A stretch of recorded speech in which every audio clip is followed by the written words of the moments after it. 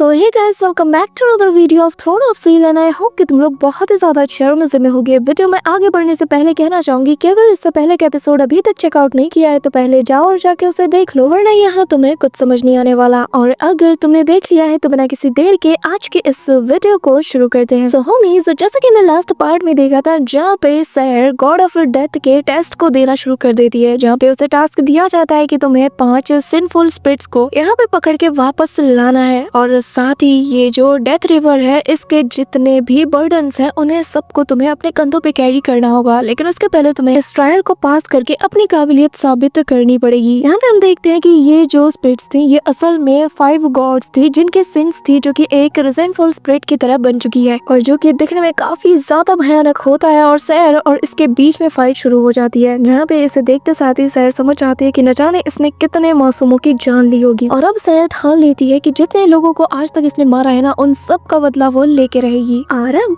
आगे सो होमीज, हमारे इस पार्ट की स्टार्टिंग भी वहीं से होती है जहाँ पे लास्ट पार्ट एंड हुआ था। और यहाँ पे हम देखते हैं कि सैर जो कि अपने वेपन को लेके बिल्कुल सामने खड़ी थी, इसके आसपास ये जो क्रिएचर था ये काफी तेजी से स्पिन करता है कि तभी यहाँ पर ये बंदा उसके कान के पास से उस पे हमला करता है, जिससे सैर डॉज करती है और तभी ये दोनों अपने अपने वेपन्स को आपस में कोलाइड करते हैं, जिससे काफी टेरिफाइंग एनर्जी अनलीश होती है और इनके बीच अब क्लोज कॉम्बैट शुरू हो जाता है, जहाँ पे ये बंदा अपने स्वॉर्ड से सैर के ऊपर दे दनादन अटैक कर रहा था। कहीं ना कहीं ऐसा लग रहा था कि जैसे सैर के ऊपर ये डोमिनेट करता हुआ आ रहा है, लेकिन तभी यहाँ पे सैर उसके अटैक को जैसे ही ब्लॉक करती तो ये बंदा अपना दूसरा अटैक उसके लिए प्रिपेयर कर चुका था, जिसके चलते वो सैर को पीछे हटने पे मजबूर कर देता है। अब इनके बीच यहाँ पर ये डुअल चलता रहता है कि इस दौरान ये बंदा उसे बताने लगता है कि तुम क्या जानो कि आखिर सेकंड लाइफ का मजा कैसा है, बाहर की जिंदगी कैसी है। जब से मैं वहाँ पे गया हूँ तो मुझे ऐसा लग रहा है कि हाँ शायद जिंदगी इसे ही कहते हैं। और यहाँ पे डेथ रिवर के अंदर रहने वाले स्पिरिट्स और लोग कभी भी इस बात को नहीं समझ सकते। इस दौरान शहर उसके अटैक से डॉज करते हुए इसे पीछे हटने पे मजबूर करती है और इसका स्लैश अटैक कमाल का था। पर तभी ये बंदा वापस से फाइट बैक करते हुए कहता है कि मैंने सबको मार डाला जो मुझे पकड़ने के लिए आया था, किसी को भी मैंने नहीं बख्शा, बहुत बेरहमी के साथ मैंने उन्हें स्लॉटर किया, बिल्कुल वैसे ही जैसे कि वो अपने दुश्मन को स्लॉटर करके यहाँ पर डेथ गॉड के ट्रायल देने के लिए आए थे। वो सैर के ऊपर टूट पड़ता है और अपने उसी वेपन से हमला करता है, लेकिन सैर भी पूरी तरीके से रेडी थे और वो भी उसकी तरफ काउंटर अटैक करते हुए बढ़ती है। दोनों के वेपन्स आपस में कोलाइड करते हैं और दोनों काफी दूर छिटक जाते हैं। और तभी ये बंदा जो कि अपनी स्वॉर्ड को जमीन पे गाड़ते हुए आसपास की एनर्जीज को अब्सॉर्ब करने लगता है और ये उसी स्केलेटन के पूरे माउंटेन के ऊपर सवार था और कहता है कि जो कमजोर होते हैं वो बस ताकतवर लोगों का खाना बनने के लिए दुनिया में आते हैं और यही इस नेचर का लॉ है। ये कहते हुए वो अपनी स्वॉर्ड को हवा में उठाता है, जिससे काफी टेरिफाइंग एनर्जी रिलीज हो रही थी, इतनी ज्यादा कि उस माउंटेन से जो एनर्जी रिलीज होती है वो सीधा आसमानों से जा टकराती है। और तुम मुझे कभी भी प्योरीफाई नहीं कर सकती, चाहे तुम लाख कोशिश ही क्यों ना कर लो। यहाँ पे हम देखते हैं कि सैर बस उसकी बातों को सुने जा रही थी कि तभी यहाँ पे ये क्रिएचर अपनी स्वॉर्ड को लहराता है, जिससे यहाँ पर हाफ मून शेप का एक बर्निंग फ्लेम अटैक क्रिएट हो जाता है, जो कि वो सैर की ओर बढ़ा देता है। जो देखकर सैर यहाँ पे बहुत स्टाइल से अपने उस वेपन को मूव करती है और पलक झपकते ही इस जायंट स्लैश अटैक के आगे अपने वेपन को रखती है और यहाँ रेजिस्ट करने की कोशिश करती है, जिससे बहुत ही बड़ा एक्सप्लोजन ऑन द स्पॉट होता है। ये एक्सप्लोजन इतना तगड़ा वाला होता है कि ये बंदा तो बस एक्सप्लोजन में खोया था कि तभी पलक झपकते ही सैर उसे क्रॉस करते हुए उसके बिल्कुल वेपन के ऊपर जाके खड़ी हो जाती है। ये देखकर वो बंदा कम्प्लीटली स्पीचलेस हो चुका था कि आखिर ये हो क्या गया। यहाँ पे सैर उसकी प्योरिफिकेशन वाली बात को सुनते साथ ही उसकी तरफ देखती है और कहने लगती है कि तुम्हारे जैसा क्रिएचर प्योरिफिकेशन डिजर्व ही नहीं करता। इससे फर्क नहीं पड़ता कि तुम कितने ताकतवर हो और आगे चलकर रिफाइन करने के बाद तुम मेरे कितने काम आओगे। मैं बस इतना जानती हूँ कि जो चीज तुमने की है उसके बाद तुम सिर्फ मौत डिजर्व करते हो। इसी के साथ सैर यहाँ पे अपने डोमेन को एक्टिवेट कर देती है और यहाँ पर उसके इस डोमेन के अंदर ये बंदा भी आ चुका था और उसकी बात सुनकर वो कहता है कि क्या तुमने क्या कहा, और फिर वो अपनी पावर की ऑरा को रिलीज करता है। ये कहते हुए वो हवा में जंप करता है और सैर की तरफ अटैक हो जाता है, जो देखकर सैर भी अपने पावर्स को हाथों में गैदर करते हुए मुट्ठी को टाइट करती है। और अगले ही पल भाई साहब यहाँ पे जो कमाल का अटैक देखने को मिलता है ना, लिटरली ये बंदा सैर को अटैक को जाता है लेकिन सैर पानी को चीरते हुए इसके बॉडी पे स्लैश अटैक कर देती है, जिससे यहाँ पर इसकी बॉडी से ऐसे खून का फव्वारा सा निकलता है, जो देखकर इस बंदे को भी यकीन नहीं होता। और सैर पलक झपकती अपनी जगह पे वापस आ चुकी थी और यहाँ सोचो, अब अंदाजा लगाओ कि कितना फास्ट ये अटैक हुआ होगा। सहर यहाँ पे अपने नीदर रिवर नाम के अटैक को प्रिपेयर करती है और यहाँ पे हम देखते हैं कि ये क्रिएचर कहने लगता है कि नहीं, तुम मुझे नहीं मार सकती। इस दौरान अपने ब्लड की पावर का यूज करते हुए ये बंदा यहाँ पे बहुत बड़े बड़े ब्लड स्ट्रिंग्स को भी क्रिएट कर चुका था, लेकिन सहर nether river ferry of extension नाम के अटैक को प्रिपेयर कर चुकी थी और अपने वेपन को 360 डिग्री वो रोटेट करती है, जिससे यहाँ पे स्पेस को क्रैक करते हुए ये इस बंदे को 2 टुकड़ों में काट देती है। यहाँ तक कि उसकी ब्लड आर्ट टेक्निक भी उसके काम नहीं आती, जिसके बाद सहर कहती है कि जहन्नुम में जाके अपने साथियों से मेरा हाय कहना। यहाँ पे हम उस बंदे की बॉडी को देखते हैं जो कि दर्द के मारे बुरी तरीके से छटपटाता है और उसके 2 टुकड़े हो जाते हैं, जिसके अंदर से वो जो रिसेंटफुल था उस सिन का वो बाहर निकलता है। वो यहाँ से स्किप करने लगता है, लेकिन तभी स्पेस में क्रैक बनता है जिससे कि डेथ रिवर का पानी बाहर आने लगता है और ये बंदा यहाँ उसमें समा जाता है, लेकिन जाते हुए चिल्लाने लगता है और कहने लगता है कि अगर तुम्हें क्या लगता है मैं किसका सिन हूँ, मैं एक गॉड ऑफ डेथ का सिन हूँ। तुम्हें क्या लगता है कि एक गॉड ऑफ डेथ बनना इतना ज्यादा आसान है? हाँ, इतना ज्यादा आसान। इस दौरान हम देखते हैं कि वो छटपटा भी रहा था और एक बहुत बड़ी चीख के साथ फाइनली वो रिवर ऑफ डेथ में समा जाता है। इसी के साथ हम सहर को देखते हैं जहाँ पे उसके दिमाग में ये बातें घर कर चुकी थी कि एक गॉड ऑफ डेथ बनना आसान नहीं है और अगर एक गॉड ऑफ डेथ कहीं मिस्टेक करता है, कहीं पर उससे सिन हो जाता है, तो जरूर इसके पीछे कोई ना कोई रीजन तो रहा होगा ना। और मरते वक्त ये बंदा भी यही बात कह गया। इस दौरान हमें दिखाया जाता है कि कैसे सहर इन सारे ख्यालों के साथ भी आगे की ओर बढ़ती रहती है।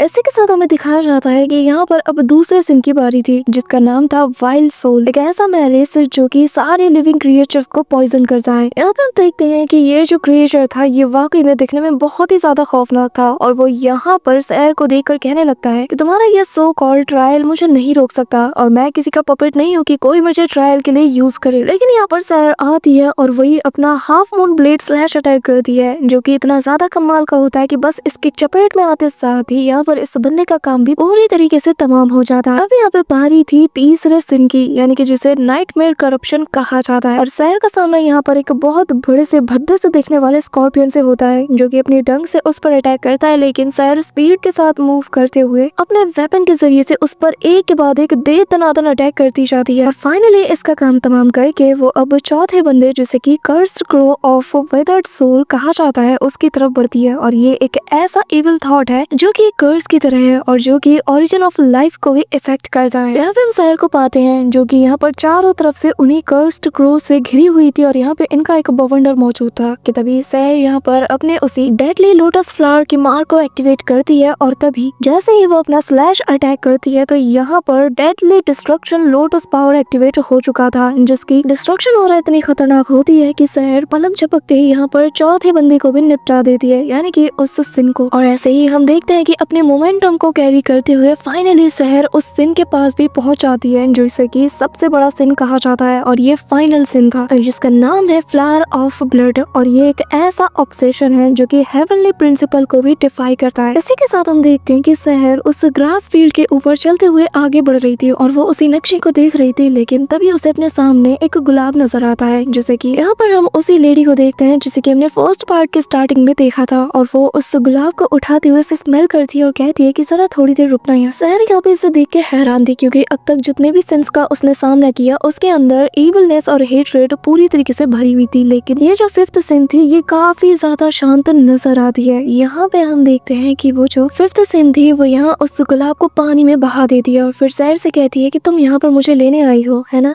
लेकिन माफ करना। ये कहते हुए वो सहर की तरफ टर्न होती है और भाई साहब यहाँ पर ये जो बड़े बड़े हाथ ये रिलीज करती है ना किसी फ्लावर की तरह और कहती है कि मैं फिलहाल के लिए यहाँ से नहीं जा सकती, इसलिए प्लीज मुझे माफ करना। यहाँ पे हम देखते हैं कि उसके बड़े बड़े हाथों को देखकर भी सहर डरती नहीं है, वो तेजी से उसके करीब बढ़ती है और जैसे जैसे पास आती जाती है यहाँ पर ये जो सिन थी वो कहने लगती है कि प्लीज प्लीज मेरे करीब मत आओ वरना मैं तुम्हें नुकसान पहुंचाऊंगी। लेकिन सहर को उससे कोई फर्क नहीं पड़ता। यहाँ पे उसके हाथ सहर पे अटैक करते हैं, लेकिन सहर अपने वेपन के जरिए से उन सभी को डिस्ट्रॉय करने लगती है और यहाँ पे हम देखते हैं कि सहर ऐसे ही करते करते सारे हाथों को डिस्ट्रॉय कर देती है। ये देखते साथ ही वो जो लेडी थी यानी कि वो सिन वो यहाँ पर जॉइंट हैंड से सहर को क्रश करने की कोशिश करती है, लेकिन सहर अपने वेपन की मदद से उसके हाथों को भी डिस्ट्रॉय करते हुए पलक झपकते बिल्कुल उसके करीब आकर अपनी स्वॉर्ड को उसके गर्दन के पास रखती है और वहीं पे रुक जाती है। और फिर सहर उससे कहने लगती है कि बताओ आखिर तुम क्यों नहीं जाना चाहती। यहाँ पे वो लेडी थोड़ी शांत हो जाती है और सहर अपने वेपन को नीचे करते हुए कहती है कि मैं देख सकती हूँ कि तुम्हारे अंदर से मुझे जरा भी किलिंग इंटेंट नजर नहीं आ रहा, तुम्हारा दिल जैसे माना ही नहीं चाहता, तो बताओ आखिर तुम क्यों मेरे साथ नहीं आना चाहती हो। यहाँ पे हम देखते हैं कि वो लेडी अपने हाथों को देखती है और कहने लगती है कि मैं नहीं जानती, मैं बस इतना जानती हूँ कि मेरे हाथों में ये जो ब्लड है ये मेरा अपना है और मैं कुछ बहुत ही जरूरी करने वाली थी और जिसे मुझे हर हाल में करना होगा। ये कहते हुए वो रो पड़ती है, इसीलिए मैं यहाँ से जाना नहीं चाहती, लेकिन मुझे याद नहीं कि आखिर वो कौन सा इम्पोर्टेंट काम है जिसके लिए मैं इस हद तक रेजिस्ट कर रही हूँ, पर मुझे इतना पता है कि वो मेरे लिए बहुत ज्यादा इम्पोर्टेंट है, वो मेरे बहुत क्लोज है, लेकिन मुझे याद नहीं कि आखिर वो क्या चीज है। ये कहते हुए वो लेडी फूट फूट के रोती है। इस दौरान सहर यहाँ पे उसे रोता हुआ देखकर कहती है कि मेरे साथ भी एक बार हुआ था जब मैं अपनी सबसे इम्पोर्टेंट मेमोरीज को भूल चुकी थी, तो बताओ क्या तुम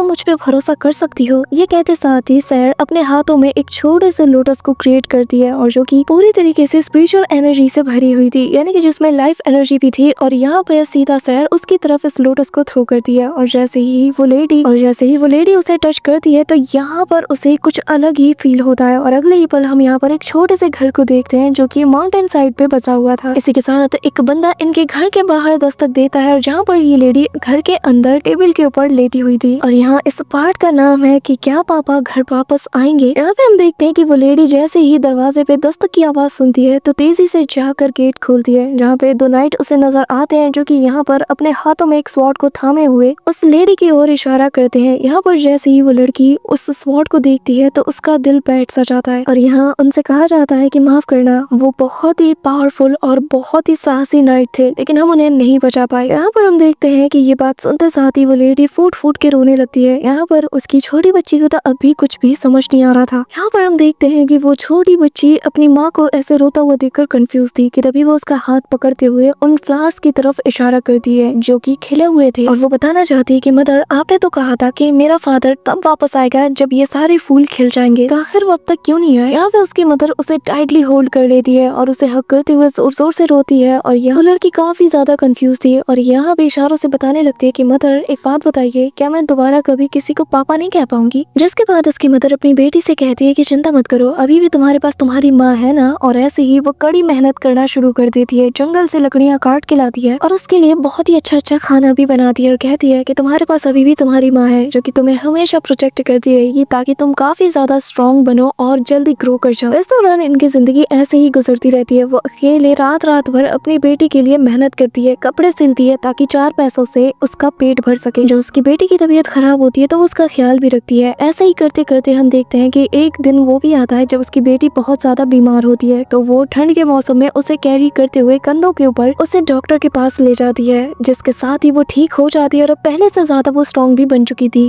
और वो अपनी मदर के लिए एक छोटा सा फल लाती है और इनकी जिंदगी नॉर्मल हो चुकी थी। दोनों काफी ज्यादा खुश थे, लेकिन जब जब उसकी बच्ची खिलते हुए फूलों को देखती है तो उसे अपने फादर की याद आ जाती है। वो काफी ज्यादा उदास हो जाती है। तो यहाँ पे उसकी मदर उसके पास आकर उसके सिर पे हाथ फेरती है और एक रात वो उसके लिए एक कपड़े से एक फूल को बनाती है और उस फ्लावर को उसके सिर के पास रखते हुए कहने लगती है कि जब तक ये फूल नहीं मुरझाएगा तुम्हारी मदर तुमसे कभी दूर नहीं होगी। पर तभी वो काली रात आ जाती है, जिस रात सब कुछ बदल जाता है क्योंकि गांव के पास में डीमंस आके हमला कर देते हैं। सारे नाइट्स बहादुरी के साथ लड़ते हैं, लेकिन चारों तरफ लाशें बिछ चुकी थी और इस अकेले डीमन ने सभी को बहुत बेरहमी के साथ मार दिया था। इस दौरान यहाँ पर ये लड़की और उसकी माँ एक छोटे से घर के अंदर छिपी हुई थी और वो दोनों काफी ज्यादा डरे हुए थे, लेकिन वो डीमन इन्हीं की ओर तेजी से बढ़ने लगता है, जिसे देखते साथ ही उसकी मदर को अपनी बेटी की काफी ज्यादा फिक्र होती है। तो वो उसे वो फूल थमाते हुए यहाँ से दूर भेज देती है और देखती है उस तलवार को और उसे थाम लेती है और अपनी बच्ची को पीछे छोड़कर वो निकल जाती है उस डीमन को मारने, जहाँ पर वो पीछे से उस पर हमला कर देती है। लेकिन ये डीमन उसे गर्दन से पकड़ लेता है और सीधा उसे जमीन पे पटक देता है। पर यहाँ उस स्वॉर्ड के जो कट्स थे ना वो काफी ज्यादा डीप थे, जिसके चलते इस डीमन को बहुत ज्यादा पेन होता है और वो जमीन पे अनकॉन्शियस होके गिर जाता है, जिसके चलते उसकी मदर राहत की सांस लेती है। पर अगले ही पल वो देखती है यहाँ पर एक दूसरा डीमन आकर उसकी बेटी को यहाँ से दूर ले जा रहा था, जो देखकर वो उस डीमन के ऊपर हमला करने के लिए आगे बढ़ती है और सीधा जाकर इस डीमन के कंधे पे काट लेती है। लेकिन वो डीमन अपने हाथ को उसके पेट के आर पार घुसा देता है, जिसके चलते उसके जो वाउंड्स थे वो काफी ज्यादा गहरे हो जाते हैं। और तभी ये जो डीमन था दूसरा हाथ भी घुसा देता है, लेकिन यहाँ पर उसकी मदर अपनी बेटी की तरफ देखते हुए इस डीमन को लेकर सीधा खाई में कूद जाती है। वो जो छोटी बच्ची थी वो चट्टान के ऊपर से अपनी मदर को पानी में गिरता हुआ देखती है, लेकिन उसकी मदर के आखिरी अल्फाज ये थे कि मम्मी ये चाहती है कि तुम हमेशा सेफ रहो और खुशी के साथ अपनी जिंदगी बिताओ। उम्मीद करती हूँ कि तुम अपनी माँ की ये ख्वाहिश पूरी करोगी। ये कहते साथ ही वो उस पानी में गिर जाती है और रेस्ट ऑफ द स्टोरी तो तुम्हें पता ही है। इसी के साथ यहाँ पे हम देखते हैं कि वो लेडी सब कुछ याद आते साथ ही कहने लगती है कि मुझे याद आ चुका है कि मेरी बेटी, मेरी बच्ची अभी भी मेरे इंतजार में है। और वो शहर को लॉर्ड मैसेंजर कहते हुए कहती है कि थैंक यू सो मच, आपने मेरी मेमोरीज को मुझे वापस दे दिया और क्या आप मुझे एक बार मेरी बेटी से मिला सकते हो? मैं बस उसे एक आखिरी बार देखना चाहती हूँ कि वो किस हाल में है, क्या वो खुश है, बस इतना कर दो, फिर मैं खुशी खुशी आपके साथ चलूंगी। जिसपे शहर उसे बताने लगती है कि तुम एक बहुत ही अच्छी माँ हो, लेकिन माफ करना, मैं तुम्हारे लिए ये नहीं कर सकती। जिस पर वो पूछती है कि पर क्यों नहीं कर सकती? जिसपे वो बताने लगती है कि तुम जिस मैसाकर की बात कर रही हो उसमें तुम्हारा पूरा का पूरा होम टाउन मारा जा चुका है। मैंने तुम्हारी मेमोरीज देखी है और उस जगह पर कोई भी जिंदा नहीं बचा, यहाँ तक कि तुम्हारी बेटी भी नहीं। और वहाँ की सारी सोल्स ऑलरेडी उस डेथ रिवर में समा चुकी है, जो कि रीइंकार्नेशन साइकिल की तरफ आगे भी बढ़ा दी गई है, क्योंकि वो प्योर सोल्स थी। बस यहाँ पर तुम ही एक बची हो। यहाँ पे वो लेडी रोने लगती है और कहती है कि ऐसा नहीं हो सकता, क्योंकि मैं अपनी बेटी के एग्जिस्टेंस को फील कर पाती हूँ, वो ऐसे नहीं मर सकती। जिस पे साइरस के कंधे पे हाथ रखते हुए कहती है कि मैं नहीं जानती कि आखिर तुम्हें ऐसा क्यों लग रहा है, लेकिन मेरे पास भी कोई एक ऐसा है जो कि मेरे लिए किसी भी हद तक जा सकता है, तो मैं तुम्हारी फीलिंग को समझ सकती हूँ। ये कहते साथ ही वो उसके हाथ को थाम लेती है और कहती है कि मैं एक आखिरी बार तुम्हारे लिए उसे जरूर ढूंढूंगी। ये कहते साथ ही हम देखते हैं कि ये लेडी स्माइल करती है और कहती है कि आपका बहुत बहुत शुक्रिया, अगर मुझे एक बार मेरी बेटी देखने को मिल जाए ना तो मैं कुछ भी कर सकती हूँ। यहाँ पर ये सुनकर सहर कहती है कि ठीक है, तुम दोनों के बीच की जो सबसे डीपेस्ट बॉन्ड है तुम उसे याद करो, उसे इमेजिन करने की कोशिश करो, मैं तुम्हें एग्जैक्टली उसी जगह उसी पल उसके पास ले जाऊंगी। यहाँ पर ये कहते हुए वो अपनी बेटी को याद करती है जब उसने उसे वो फ्लावर दिया था, और अब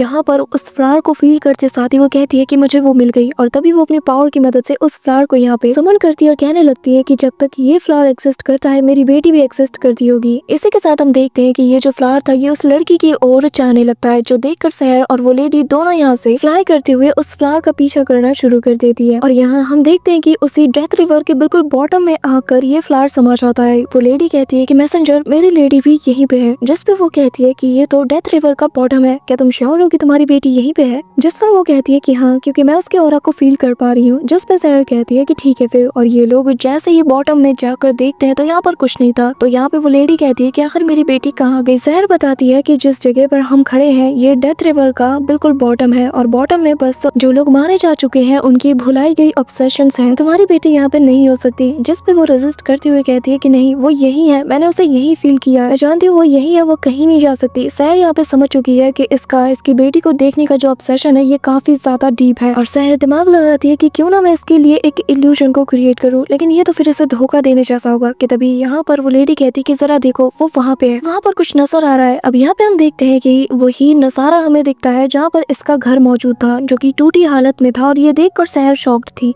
सहर यहाँ पे कहने लगती है कि सारी सोल्स जो कि यहाँ पे आगे समा चुकी है उन्हें तो इस रिवर के द्वारा रीइंकार्नेट हो जाना चाहिए था। उसे यहाँ पर उसी बंदे की बात याद आती है जिसने की कहा था कि उन सब के जितने भी ऑब्सेशन है उन्हें इस रिवर के द्वारा पूरी तरीके से क्लीन कर दिया जाना चाहिए, और ये काम रीइंकार्नेशन साइकिल में पहुंचने से पहले होना चाहिए, और ये ही एक डेथ गॉड की ड्यूटी होती है। यहाँ पे सहर को कुछ भी समझ नहीं आता, तो वो यहाँ पर उस लेडी की तरफ इशारा करती है और ये दोनों उसी घर की तरफ बढ़ जाते हैं, जहाँ पर लैंड करते साथ ही ये लोग देखते कि यहाँ पर उस लड़की की बहुत बुरी हालत हो चुकी थी। वो यहाँ पे रो रही थी और उसकी मदर उसे देखते साथ ही कहती है कि ये तो मेरी बच्ची है, ये मेरी ही बच्ची है। यहाँ पे हम देखते हैं कि उसकी बेटी को यहाँ देखकर सहर भी हैरान थी, और वो कहने लगती है कि लगता है कि वो कभी रीइंकार्नेट हुई ही नहीं थी। यहाँ पे हम देखते हैं कि वो लेडी अपनी बेटी को आवाज देती है, और जैसे ही वो लड़की अपनी माँ को देखती है तो वो भी मम्मी कहते हुए दौड़ती है उसके पास और जाके उसे हक कर लेती है। और तभी उसकी लड़की रोते हुए कहती है कि मदर, आपने मुझसे कहा था ना कि जब तक मेरे पास ये खिलता हुआ फूल रहेगा आप तब तक मेरे पास वापस आती रहोगी। तो देखो मैंने इसको बिल्कुल सही सलामत रखा है, और मैं इसके साथ आपका यहाँ पे इंतजार कर रही थी। यहाँ पे इसकी मदर रोती हुई कहती है कि मेरी बच्ची, मुझे माफ करना कि मैं इतनी कमजोर थी कि मैं तुम्हें जल्दी ढूंढ नहीं पाई और आने में यहाँ इतनी देर लगा दी। कि तभी यहाँ पे इसकी बेटी रोते हुए कहती है कि पर यहाँ ये जो रिवर है इसने तो ऑलरेडी सबको खा लिया। यहाँ पे उसकी बात सुनकर सहर भी हैरान थी, और वो समझ जाती है कि असल में ये जो रिवर है ये असल में इन लोगों को प्योरीफाई नहीं करती है इनके ऑब्सेशन से, बल्कि ये तो इन्हें इम्प्रिजन करती है। पर क्यों? यहाँ पे शहर को बहुत ही तगड़ा वाला डाउट हो चुका था कि तभी यहाँ पर हम देखते हैं कि स्पेस में क्रैक बनता है और यहाँ से जो रिवर ऑफ डेथ है उसका पानी चारों ओर भरने लगता है और तभी यहाँ पर वही बंदा बाहर अपीयर होता है और कहने लगता है कि शैंक सायर, तुमने फाइनल सीन को ढूंढ लिया है, तो आखिर तुम्हें देर किस बात की लग रही है। इस दौरान शहर अपनी पावर की मदद से माँ बेटी और इस पूरे इलाके के आसपास एक बड़े से बैरियर को बना देती है कि तभी यहाँ पे वो बंदा कहने लगता है कि तुमने फाइनल सीन को ढूंढ लिया, अब जल्द से जल्द इसे खत्म करो और अपने ट्रायल को पूरा करो। जिस पे शहर उससे कहने लगती है कि इसने कोई गुनाह नहीं किया, इसका कोई जुर्म नहीं, तो भला मैं इसे क्यों मारूं, सही मायने में यहाँ पे कोई सिनर है तो वो हो तुम। और तभी यहाँ पर उसे फर्स्ट सिन की याद आती है जिसे कि उसने मार दिया था और उसने कहा था कि तुम्हें क्या लगता है कि मैं किसका सिन हूँ, मैं गॉड ऑफ डेथ का सिन हूँ, और तुम्हें क्या लगता है गॉड ऑफ डेथ बनना आसान है। शहर उससे कहती है कि तुम अगर गॉड ऑफ डेथ हो तो तुम्हारे पास ये एबिलिटी है कि तुम इन सब के ऑब्सेशन को क्लियर करके इन्हें रीइंकार्नेशन के लिए आगे भेज दो, लेकिन ये करने की बजाय तुमने क्या किया, तुम तो इन्हें इम्प्रिजन करके इन्हें टॉर्चर करते रहे। यही सबसे बड़ा सिन है, सबसे बड़ा गुनाह है जिसकी सजा तुम्हें मिलनी चाहिए। जिस पे वो बंदा कहता है कि मैंने कौन सा गुनाह किया, जब तक मैं इन सभी को इम्प्रिजन करके इसी रिवर के अंदर रखूँ ना तो इन्हें अब्सॉर्ब करके मैं डेथ पावर को पोसेस करके रख सकता हूँ, वो भी हमेशा हमेशा के लिए। डेथ गॉड की पावर को मैं पोसेस करके रख सकता हूँ, मैं बाकी गॉड्स की तरह वक्त के साथ फेड नहीं हो सकता। शैंक सायर, मैं यहाँ पे तुम्हें सिखा रहा हूँ कि आखिर एक ट्रू गॉड कैसे बना जाता है। ये कहते साथ ही वो अपने वेपन को एक्टिवेट करता है, जिस पे सायर अपनी आंखें बंद करती है, अपने वेपन को एक्टिवेट करते हुए कहती है कि ठीक है फिर जरा मुझे सिखाने दो कि आखिर एक इंसान कैसे बना जाता है। फिर सायर बहुत ही कूल वे में अपने स्वॉर्ड को हवा में लहराती है और लहराते साथ ही वो सीधा अपनी स्वॉर्ड को यहाँ उसकी तरफ चला देती है। और भाई साहब क्या कमाल का अटैक था, यहाँ पर बिल्कुल पानी को चीरते हुए वो स्लैश अटैक उसके हाथ की तरफ बढ़ता है और यहाँ शहर की तरफ ये हाथ उसे डिवोर करने के लिए आगे बढ़ रहा था। सो होमीज, हमारा आज का ये कमाल का एपिसोड तो यहीं पे एंड होता है, लेकिन द ग्रेट रूलर का सीजन 2 आ चुका है और जैसे कि हमने हमारे मेन चैनल पे अपलोड कर दिया है, जिसमें कि हाओ यांग, क्वीन मेड्यूसा, श्याओ श्याओ सभी पुराने कैरेक्टर्स हमें देखने को मिलेंगे और सीजन 2 की कहानी तो एक अलग ही लेवल पे चल रही है, तो एक बार जाके उसे चेकआउट जरूर कर लेना। So that's it for today guys, I hope कि तुम सबको आज की वीडियो काफी ज्यादा पसंद आई होगी। अगर हाँ तो वीडियो को लाइक करना, चैनल पे नए हो तो सब्सक्राइब करना। तो मिलते हैं नेक्स्ट वीडियो में, तब तक के लिए बाय।